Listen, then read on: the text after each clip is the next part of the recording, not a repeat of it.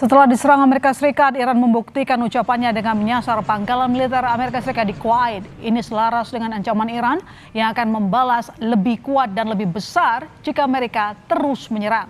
Lantas, siapa sekutu-sekutu Trump yang disasar Iran berikutnya? Kita bahas bersama dosen International Institute for Islamic Studies Qasem Muhammad dan peneliti Asia Middle East Center Fijaro Ghazali. Selamat sore Mas Fijaro, selamat sore Mas Qasem. Selamat sore, Mbak. Ya, selamat sore. Ya, saya ke Mas Qasem dulu. Kalau begitu, Mas Qasem, ini nampaknya serangan ke pangkalan Amerika Serikat di Kuwait tampaknya memang membuktikan ancaman Iran tidak main-main, tidak cuma retorika. Apakah Iran memang fokus menyasar pangkalan militer Amerika Serikat di negara sekutunya di Timur Tengah? Ya, saya kira kalau Iran sudah buktikan bahwa kalau hal yang sekarang itu beredar di Teluk Persia itu dan agresi yang dilakukan terhadap Iran itu tidak akan dibiarkan, tidak dibalas ya. Dan Iran pasti bahwa semenjak perang yang dimulai oleh Amerika Serikat dan Israel, Iran tidak akan macam dulu, tidak akan sabar lagi dan kalau diserang ataupun kalau bahkan diancam, Iran dengan keras akan membalas. Kenapa? Karena saya kira semua orang sekarang tahu bahwa kalau itu masalah keamanan Iran. Iran selama 47 tahun bersabar Teluk Persia itu, Selat Hormuz itu di bawah kekuasaan Iran, tapi tidak dipakai, tidak ada gangguan apapun saja. Dan itu disalahgunakan oleh agresor-agresor itu dan sekutunya. Oleh karena itu, Iran sekarang sudah buktikan dan sudah pastikan bahwa kalau regime ataupun mekanisme yang sekarang itu beradar di Teluk Persia itu tidak macam dulu, dan itu Iran yang tentukan sistem yang sekarang dijalankan di Teluk Persia itu. Oleh karena itu, kalau diancam, kalau diserang, pasti balasannya juga akan datang. Ya, merespons retorika dari Trump, Iran memastikan akan membalas lebih menyakitkan katanya. Tapi sejauh ini belum ada update berita ataupun bukti yang menyampaikan seberapa parah kerusakan misalnya di pangkalan militer Amerika Serikat. Kalau di Iran sendiri, apakah sudah ada informasinya? Ya, kalau mengenai hampir 3 hari yang lalu, kalau saya tidak salah atau 2 hari yang lalu, ada satu serangan dari Amerika Serikat terhadap satu perahu Iran di Teluk Persia itu, dan Iran hari kemarin menyerang satu kapal militernya Amerika Serikat, tapi mereka ingkari itu. Berdasarkan informasi yang kami dapat, ada minimalnya ada satu kapal militernya Amerika Serikat yang dihantam oleh beberapa rudal yang Iran itu sudah luncurkan kepadanya.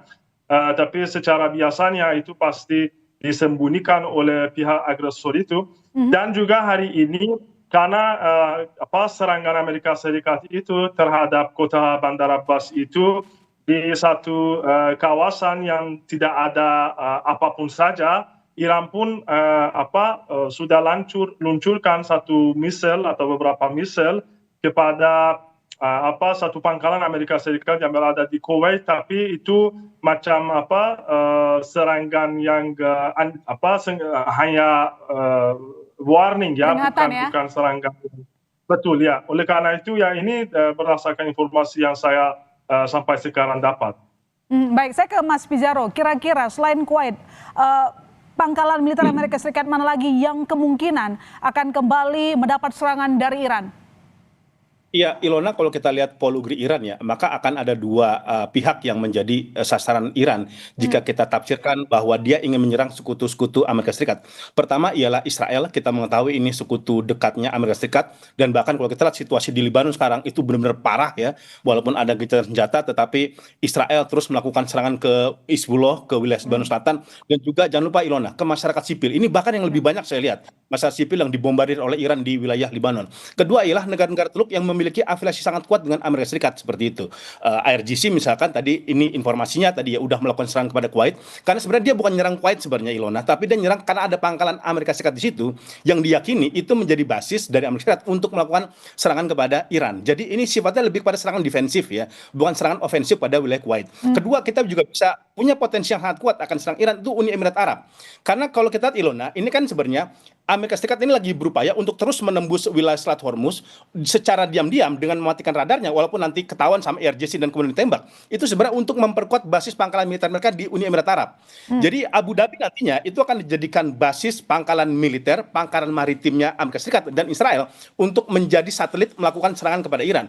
Menurut saya ini juga bukan fakta rahasia umum lagi Ilona, karena kita mengetahui bahwa Israel itu telah memperkuat amunisi sistem pertahanan udara aerodromnya Abu Dhabi di Uni Emirat Arab untuk kemudian sebagai potensi terjadinya perang kembali dengan Iran ketika negosiasi buntu. Apalagi kalau kita tahu lihat sekarang Netanyahu itu sangat bernafsu sekarang untuk melakukan serangan lanjutan kepada Iran. Bahkan dia menolak ketika ada terjadi kesepakatan senjata antara Amerika Serikat dan Iran karena itu akan melemahkan posisi Israel dan inilah Israel akan berupaya melakukan sabotase. Saya kira dua pihak itu yang nanti menjadi sasaran yang sangat potensial untuk dilakukan serangan oleh Iran. Ya, memang kalau kita lihat hubungan dari Amerika Serikat dan juga Israel saat ini tidak sedang searah, begitu punya sikap yang berbeda. Tapi pertanyaan saya ke Anda, Mas Pizarro, bagaimana nanti kira-kira sikap dari negara Teluk? Toh ini merupakan koalisi Trump, koalisinya si Amerika Serikat. Apakah mereka akan diam saja jika Iran terus melakukan serangan? Nah, ini sebenarnya menariknya sekarang negara GCC ini agak lebih hati-hati sekarang, Ilona, dibanding beberapa bulan sebelumnya. Kalau kita lihat ya, ada upaya misalkan, upaya negosiasi dan komunikasi langsung dilakukan negara-negara Teluk kepada Iran sebagai mediator. Contoh Qatar ya. Qatar kalau kita lihat sekarang, itu nggak lagi menjadi sasaran serangan itu, Ilona, dari Iran. Karena apa? Qatar udah membuka komunikasi dengan Iran, dia memastikan ada kesepakatan gencatan senjata yang permanen, yang bisa disepakati oleh kedua pihak. Saya kira Qatar sekarang membuka komunikasi dengan Iran. Tetapi ini juga menjadi bumerang bagi Amerika Serikat. Kalau kita lihat sekarang Donald Trump mengancam akan menyerang Oman, saya kira sasarannya Ilona itu bukan hanya Oman aja, tetapi itu pesan pada negara-negara Teluk yang sekarang mulai berkompromi dengan Iran. Seperti itu ya. Dan makanya kemudian sekarang ini ada upaya yang sangat panas bagaimana kemudian perang ini eskalasi menjadi besar lagi dan khawatir itu negara kawasan akan terlibat. Saya kira serangan yang sekarang dilakukan misalkan oleh Iran kepada wilayah Kuwait itu masih tadi ya sifatnya defensif, bukan skala perang. Tetapi negara-negara Teluk saya yakin itu tidak akan mencoba untuk mendorong skala perang ini menjadi sangat sangat besar ya. Karena apa? Ongkosnya begitu sangat mahal. Justru sekarang yang menjadi problema utamanya itu Amerika Serikat dan Israel yang terus mendorong negara-negara Teluk untuk kembali melakukan serangan atau minimal berkoalisi dengan Amerika Serikat melakukan serangan pada Iran. Dan syukurnya Ilona kalau kita lihat ya negara-negara Teluk ini sekarang udah mulai sadar tidak mau kena bujuk rayunya Amerika Serikat. Mungkin hanya tadi sisa Uni Emirat Arab aja tuh yang kemudian di depan yang dijadikan betul-betul sandaran utama bagi Israel dan Amerika Serikat untuk melakukan serangan ke Abu Dhabi. Dan inilah yang tampaknya apakah memang benar bahwa Israel sebenarnya memanfaatkan situasi berjualan senjata begitu sehingga sasarannya berubah ke Teluk. Iya, kalau kita lihat ini yang memang kalau kita hubungan antara negara Teluk dengan Israel itu memang sudah akrab ya, apalagi kan negara Teluk ini juga itu mitra sekutu tradisional Amerika Serikat seperti itu. Tetapi kalau kita sekarang mulai ada negara Teluk yang berpikir ulang Ilona untuk tidak memperpanjang hubungan dia dengan Israel, bahkan normalisasi Israel dengan Saudi sampai sekarang kan buntu.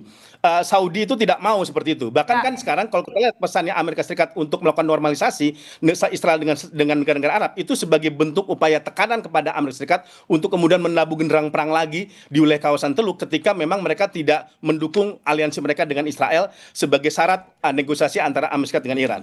Ya, Mas Qasim, ini Trump mengeluarkan ultimatum, memberikan peringatan bagi Oman, jangan bekerja sama dengan Iran dalam menerapkan tol laut.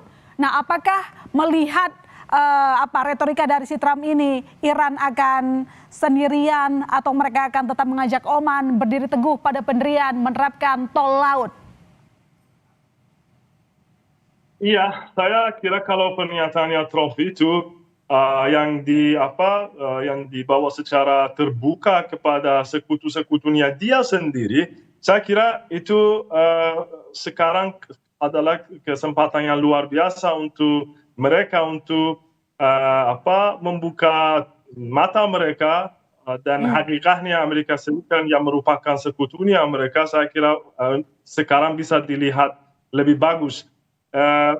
Selama puluhan tahun mereka melihat Amerika Serikat sebagai satu sumber kekuatan mereka. Tapi saya kira sekarang mereka bisa lihat kondisinya Amerika Serikat dan melihat bagaimana mereka menganggap negara-negara di Teluk Persia itu. Mereka merupakan source atau sumber ATM-nya Amerika Serikat. Ini hakikat atau itu adalah identitas yang Amerika Serikat melihat negara-negara Teluk Persia itu. Oleh karena itu saya kira sekarang adalah kesempatan yang bagus sekali untuk negara-negara macam Oman, macam Arab Saudi untuk memindah pihak ya. Sekarang pindah pihak dari mendukung Amerika Serikat dan menjadi sekutunya Amerika Serikat. Sekarang saya kira itu lebih bagus kalau mereka melihat kepada negara-negara yang berada di kawasan ini, termasuk Iran, dan saya kira mereka bisa memanfaatkan kesempatan ini untuk bersekutu sama Iran, sebagaimana bersekutu bersama Amerika Serikat. Ya, Mas Qasim, tapi kan ini Oman sudah diancam oleh Trump begitu. Apakah menurut Anda nanti Oman akan tetap setia menemani Iran atau justru mereka mundur karena khawatir dengan ancaman Amerika Serikat? Iya, kalau kita mau menghakimi berdasarkan sejarahnya negara-negara macam Oman, pasti mereka tidak begitu kuat untuk berdiri di hadapan Amerika Serikat, tapi masih saya kira sebagaimana yang saya tadi katakan itu merupakan kesempatan yang bagus karena sekarang ini juga sudah dibuktikan kelemahannya Amerika Serikat di perang terakhir itu melawan Iran, dan saya kira itu merupakan turning point di sejarahnya negara-negara Teluk Persia itu. Tapi masih sebagaimana saya tadi katakan berdasarkan sejarah tindakan mereka di hadapan Amerika Serikat, biasanya mereka tidak begitu berani ya untuk berdiri hadapan Amerika Serikat, tapi saya kira ya masih itu bisa membuka mata mereka sekali lagi untuk hakikatnya Amerika Serikat dan bagaimana pikirannya Amerika Serikat terhadap mereka. Ya, Mas Fizaro, kalau tadi Mas Qasim mengatakan bahwa Amerika Serikat tidak akan berani menyerang negara Teluk, bagaimana pendapat Anda? Kemudian bagaimana dengan Israel? Apakah dia juga tidak berani? Iya, ini problematikanya Ilone, bahwa kita pernah melihat sekutu Amerika Serikat Israel melakukan serangan kepada negara Teluk, bahkan di tengah negosiator, bahkan membunuh tim negosiator itu sendiri. Itu serangan kepada wilayah Doha, kepada wilayah Qatar, di mana ada beberapa tokoh-tokoh Hamas yang serangan di Doha, itu diserang oleh Israel, dan itu baru pertama kali mungkin kalau kita lihat ya, bagaimana garis merah Washington itu ditabrak oleh Israel. Dan saya khawatir Ilona, itu juga bisa dilakukan oleh Israel. Memang bukan resmi dari Amerika Serikat, tetapi ini kan juga punya kaitan dengan Amerika Serikat karena Israel adalah sekutunya Amerika Serikat. Bisa saja nanti Israel misalkan itu menyerang Oman dengan dalih bahwa Oman mensponsori terorisme, which is yang dia reverse itu kepada Iran. Bahwa Oman menjadi negara yang kemudian itu secara diametral itu bertentangan dengan poligrinya Israel, di mana Oman sekarang sedang melakukan koalisi dengan Iran. Itu bisa saja dilakukan oleh Israel, Ilona, dengan melakukan serangan kepada wilayah Oman. Apalagi sekarang misalkan ya Donald Trump itu sudah mengancam. Ini kan ancaman Donald Trump kepada Oman karena kan Amerika Serikat sendiri ini udah mulai ditinggalkan negara Teluk, Ilona. Saudi udah mulai tidak akrab sama dia, Qatar sudah memprotes, bahkan beberapa negara-negara GCC itu juga tidak setuju dengan serangan Amerika Serikat kepada Iran. Ini menurut saya ancaman dari Amerika Serikat kepada Oman itu bukan hanya pada Oman saja, itu pesan kepada negara Teluk bahwa Anda jangan macam-macam. Kalau kemudian Oman saja, negara yang netral, negara yang selama ini hanya menjadi mediator negosiasi, bisa saya serang, apalagi negara-negara lain seperti kamu, Saudi dan lain sebagainya. Saya kira ini pesan yang sedang disampaikan. Karena gini, Ilona, Trump itu benar-benar nggak mau Oman itu jadi pihak yang abu-abu. Dia pengen Oman itu betul-betul berpihaknya kepada Amerika Serikat, bukan pada Iran. Selama ini kan Oman itu dia negara kecil, dia memang netral, dia nggak mau terlibat konfrontir yang terjadi di wilayah Timur Tengah. Bahkan ketika negara-negara Arab normalisasi sama Israel, Oman itu nggak. dia tetap di posisi netral karena dia dia khawatir, dia negara kecil, dia nggak punya kekuatan militer. Kalau kemudian normalisasi dengan Israel itu menjadi target sasaran serangan dari kelompok-kelompok yang ada di kawasan Timur Tengah gitu. Jadi dia udah berusaha senetral mungkin, bahkan menjadi fasilitator rahasia antara Obama dengan Iran dulu untuk melakukan penjajahan nuklir. Tetapi sekarang tampaknya Trump itu nggak mau Oman itu abu-abu, dia nggak mau netral, dia mau Oman itu benar-benar berpihak kepada Donald Trump, bukan berpihak kepada Iran seperti itu. Dan saya rasa ancaman dari Donald Trump ini jadi pesan yang sangat kuat kepada Oman dan kepada negara-negara Teluk. Hati-hati kamu negara-negara Teluk. Kalau kamu mulai berkompromi dengan Iran. Jadi menurut Anda nantinya Oman dan negara Teluk lainnya tidak akan berani merapat mendukung Iran, lalu kemudian Oman mundur setelah mendengar ancaman dari Trump? Saya kira tidak begitu. Negara-negara Teluk sekarang tadi sudah disebut oleh Qasim ya, itu mulai menjaga jarak. Karena jangan lupa dia punya backbone sekarang negara Teluk itu Cina. Seperti itu. Kalau kita lihat sekarang Ilona ya, bagaimana investasi besar di kawasan Teluk itu justru berasal dari Tiongkok, bukan dari Amerika Serikat gitu. Jadi loyalitas mereka itu sekarang kepada Tiongkok gitu. Dan sekarang kan kenapa negara-negara itu sekarang udah mulai berjarak sama Trump? Dia udah punya bargaining alternatif geopolitik yang lain selain Amerika Serikat.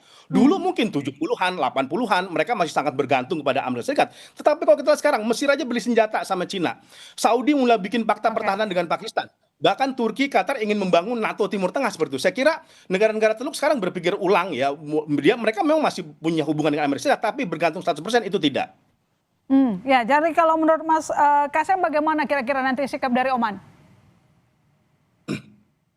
Iya, saya kira kalau sebagaimana yang saya tadi katakan, kalau matanya negara-negara Teluk Persia itu nampaknya sekarang lebih terbuka daripada dulunya, khususnya ketika mereka melihat kekuatannya Iran, mereka tidak macam dulu. Itu satu. Kedua, dari satu sisi Amerika Serikat itu juga sudah buktikan bahwa dia tidak menghormati hukum internasional dan dengan sederhana dia melanggar semua hukum internasional. Oleh karena itu ya sebagaimana yang dikatakan beliau itu, mungkin ada satu alasan yang disebut mereka masalah terorisme atau masalah bahkan senjata pembunuh massal yang sebagaimana yang terjadi dengan kasus Irak. Mungkin itu disebut dan dijadikan sebagai satu serangannya Amerika Serikat terhadap sebagian negara-negara Teluk Persia termasuk Oman. Oleh karena itu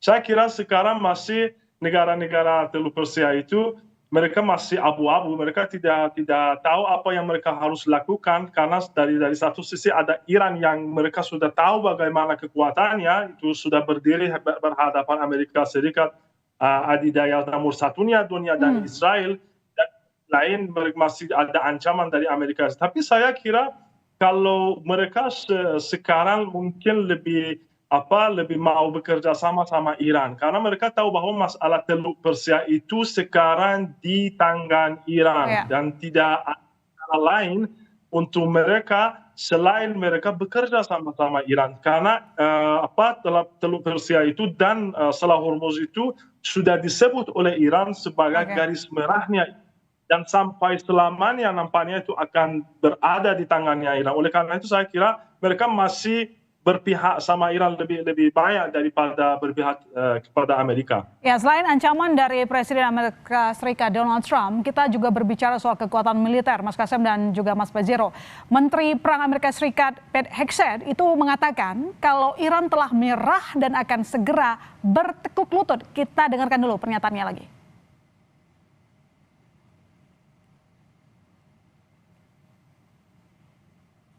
To bring them to their knees. And so whether it's their Navy that's at the bottom of the Persian Gulf, their Air Force, their air defenses, or their defense industrial base, they may have missiles, but they can't build more right now. And they can't build more drones right now. And they can't build more ships. And so they came and cried uncle to talk, which Steve and Jared and the Vice President and others are doing so ably.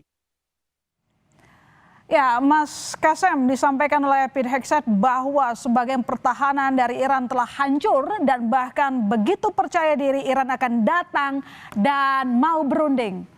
Menurut Anda? Ya, saya kira kalau sampai sekarang itu selama 3 bulan yang lalu itu sudah dijelaskan bahwa pernyataan macam itu hanya ngomong kosong saja yang mereka tahu kalau begitu. Kalau Iran itu tidak ada Armenia, kalau tidak ada kekuatannya lagi, kenapa kamu tidak bisa membuka Selat Hormuz itu? Kalau Navy itu sudah habis, kenapa kamu tidak berusaha untuk untuk mengembalikan kondisi Selat Hormuz sebagai yang berada di sebelum perang itu? Saya kira semua orang sekarang tahu pernyataan macam itu jenisnya apa. Tapi saya kira itu tujuan internal dan domestik mereka mau, karena mereka tahu bahwa mereka tidak bisa menang di perang ini dan kekalahan yang mereka dapat luar biasa. Oleh karena itu mereka, dan juga ada pemilu yang mereka nantikan, dan oleh karena itu saya kira mereka mau menjustifikasikan perang itu dan juga mau memberi memberitahu kepada negara mereka sendiri bahwa ya kami ini sudah menang di perang itu, dan mereka mau justifikasikan kekalahannya mereka. Dan itu masalah internalnya mereka, bukan masalah pernyataan atau niatannya yang mereka percaya mengenai perang ini. Ya, Mas Pizarro, kalau kata Mas Kasem pernyataan dari Hexet itu omong kosong katanya. Jadi kalau menurut Anda sendiri bagaimana sebenarnya kekuatan militer baik dari Iran maupun Amerika Serikat? Iran kalau tanpa bantuan negara Teluk pun sebaliknya. Iya, masalahnya Ilona, Pete Hegseth itu bahkan dikritik banyak oleh Pentagon, banyak internal dari militer Amerika Serikat itu sendiri. Dia misalkan mengatakan Iran itu sudah hancur, tetapi laporan analisis Pentagon, analisis intelijen Amerika, Iran itu bisa eksis, bahkan dia bisa kembali pulih di luar perkiraan Amerika Serikat seperti itu. Drone-dronenya itu berhasil kembali pulih, senjata-senjatanya kembali pulih gitu. Jadi PTS itu bahkan dikritik oleh internal militer Amerika Serikat itu sendiri, yang antara omongan dengan kenyataan itu jauh gitu. Karena PTS itu kan bukan orang lapangan dia ini bukan militer gitu. Jadi cuma pengamat doang, sedangkan internal Pentagon militer yang udah lama misalkan ada di Timur Tengah, itu membuktikan bahwa Iran itu masih eksis sampai sekarang. Buktinya kalau kemudian Iran itu udah kalah, ngapain Amerika Serikat itu masih butuh diplomasi, masih butuh menunggu proposal dari Iran, masih melakukan negosiasi dengan Islamabad dan sebagainya. Ini membuktikan bahwa klaim-klaimnya PTS itu jauh dari lapangan dan bahkan bertentangan dari fakta-fakta yang ada di lapangan. Saya kira dengan serangan-serangan terus dilakukan oleh Iran, dengan kemudian Iran melakukan serangan kepada kapal-kapal militer Amerika Serikat yang ada di perairan Oman, itu membuktikan dia masih eksis dan bahkan bisa perang panjang gitu. Karena kalau kita di perang Irak aja 8 tahun dia masih kuat, apalagi ini perang baru cuma 2 bulan 3 bulan Ilona, ini masih sangat minim sekali. Ya, jadi kalau menurut Anda pertahanan dari Iran ini masih sangat kuat, jadi berikutnya mana yang akan disasar selain Kuwait? Lalu kemudian apa yang ada di sana? Ya, kalau kita lihat mungkin Iran sifatnya itu defensif ya. Dia tidak akan melakukan serangan terlebih dahulu kalau kemudian dia tidak diserang. Ini kan sama. Dia melakukan serangan misalkan ke basis Kuwait karena dia melacak IRGC bahwa serangan itu berasal dari pangkalan Amerika Serikat yang ada di Kuwait gitu. Jadi siapapun negara-negara Teluk yang mungkin nanti akan menjadi basis serangan kepada Iran, saya kira secara logika Iran tuh pasti akan melakukan serangan. Kan kalau enggak dia dianggap lemah dong. Dia dianggap kalah dong. Dia mencoreng kelautan dia seperti itu. Jadi saya kira tadi masih ada Israel, ada Kuwait dan Uni Emirat Arab. Saya kira 3 potensi negara itu yang menjadi sasaran serangan ke Iran kalau kemudian Amerika Serikat terus melakukan serangan kepada Iran. Ya, kalau menurut Mas Kasem sendiri apakah memang benar seperti pernyataan Mas Pizarro tadi bahwa ini posisinya Iran hanya akan membalas serangan dari Amerika Serikat? Iya, pasti begitu. Iran sebagaimana yang tadi saya katakan, Iran pasti tidak akan lepas tangan dari Selat Hormuz contohnya. Dan kalau tuntutannya Iran itu pasti, dan garis merahnya Iran pasti tidak akan mundur dari garis merah itu, macam masalah nuklir dan khususnya masalah Selat Hormuz, Iran tidak akan lepas tangan dan mundur dari itu. Dan kalau ada serangan, kalau ada bahkan ancaman, pasti Iran dengan keras akan balas, karena sampai sekarang itu dibuktikan bahwa alhamdulillah Iran itu kekuatannya cukup banyak dan tidak seperti negara-negara lain yang dengan sederhana mungkin menyerah ya. Ya, tapi kalau kita lihat kan sebenarnya Amerika Serikat kemarin Trump membuka peluang bagi Iran bergabung dalam Abraham Accords begitu. Nah, sebenarnya serangan yang terjadi sekarang ini hanya untuk menunggu sikapnya Iran, wait dulu untuk memperpanjang waktu sembari yaitu tadi dia meminta Iran agar kembali ke meja perundingan. Iya, kalau pasti Iran itu tidak akan akui Israel itu satu lagi garis merahnya Iran di kebijaksanaan politik luarnya. Dan tapi saya kira dia mungkin kurang tahu, mungkin negara-negara Arab lain yang mereka juga dalam keadaan tidak bagus sekarang untuk apa? Karena kalau Teluk Persia itu masih tidak macam sebelumnya perang, dia mau memaksa mereka negara-negara Teluk Persia itu untuk berpihak ataupun untuk bekerja sama Israel, dan dia mau memanfaatkan kesempatan gencatan senjata ataupun kesepakatan yang mungkin akan diadakan di antara Iran dan Amerika Serikat. Dia mau memanfaatkan kesempatan itu untuk menambah negara-negara Teluk Persia itu dalam Abraham Accord itu juga. Ya, Mas Pizarro, sebenarnya kan dari pihak Amerika Serikat ini mengklaim bahwa proses negosiasi sedang berjalan, tapi yang kita lihat sekarang adalah mereka saling serang. Sebenarnya negosiasi itu ada atau enggak?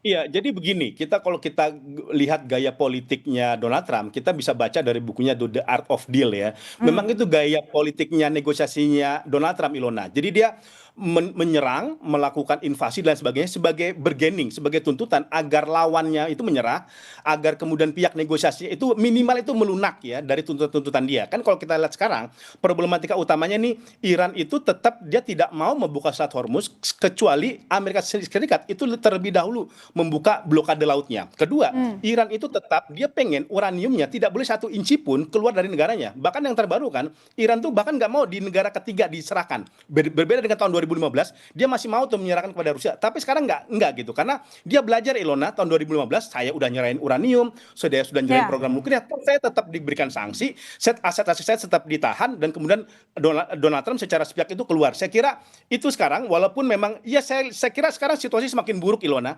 Akan sulit lagi untuk menyepakati kesepakatan gencatan senjata karena Amerika Serikat masih terus melakukan serangan. Tidak ada kemudian negosiasi di mana mereka ingin berdamai, tetapi satu sisi pihak yang lain itu tetap melakukan serangan. Saya kira ini situasi menjadi semakin buruk sekarang, dan kita tidak tahu mana negara yang kemudian bisa menengahi karena Islamabad sejauh ini masih gagal.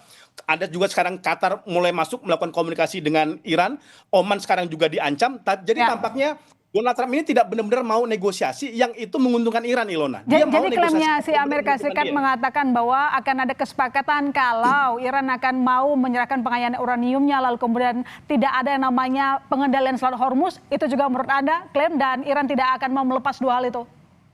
Tidak akan mau. Menurut saya sulit Iran akan menyerahkan itu semua karena dia berkali-kali dikhianati oleh Amerika, berkali-kali diserang ketika negosiasi. Mau apa lagi mereka sekarang? Akhirnya yang terjadi adalah situasi sekarang semakin panas kalau memang Amerika Serikat tidak mundur dari tuntutannya. Dan saya kira Amerika sangat sulit karena dia akan kemudian berhadapan dengan pemilu sela yang itu akan menurunkan kredibilitas Trump dan bahkan mengalahkan Partai Republik. Ya, kalau Mas Kasem, pertanyaan terakhir saya, apakah menurut Anda ini justru akan menimbulkan perang kawasan? Iya, saya kira kalau Amerika Serikat kalau bisa dia kembali lagi ke akalnya dia harus melihat lagi kondisinya sekarang, dan saya kira kalau itu bisa diselesaikan serangan itu ataupun agresi itu lebih baik dari untuk dia sendiri dan juga untuk semua negara di dunia ini. Dan dari pihak Iran saya mau memastikan semua bahwa Iran sudah semangat bahwa kontrol Selat Hormuz itu pasti akan tetap berada di tangannya Iran, sehingga bisa dipastikan pertama masalah keamanannya Iran, dan kedua masalah masalah tidak adanya serangan lagi terhadap Iran itu, karena dari sama Selat Iran itu diserang 2 kali selama 10 bulan terakhir itu. Oleh karena itu saya kira kalau Amerika Serikat bisa dia mundur dari tuntutan berlebihannya, dia lebih cepat kita bisa sampai ke kesepakatan, insya Allah. Baik, terima kasih Mas Kasem, terima kasih Mas Pizarro telah bergabung di Kompas Petang. Selamat petang, sehat selalu. Sampai ketemu lagi. Selamat petang, terima kasih.